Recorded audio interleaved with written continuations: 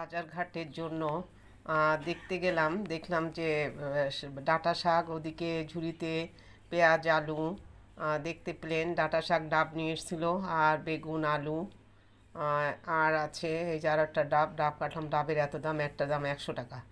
আর কিছু পেঁয়াজ দেখছি, পেঁয়াজ এত লাগে, রান্না করতে গেলেই পেঁয়াজের দরকার। ডাব কাটতে পারি না, তাই খাওয়া হয় না, কিনে নিয়ে আসা আছে।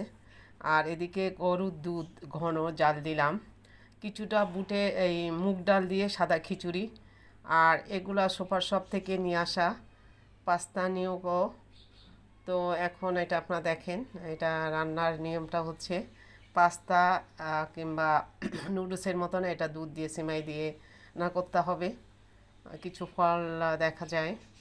আর কিচেনে গেলাম, কিচেনে যাওয়ার পরে দেখলাম যে পলিথিনে কী নিয়ে আসলো।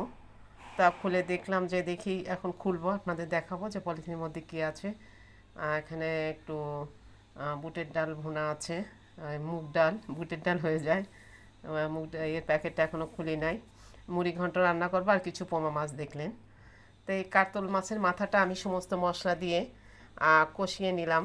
আমার এই যে মুগ ডালটা সিদ্ধ করে ভেজে সিদ্ধ করে রাখা, হালকা ভাজা।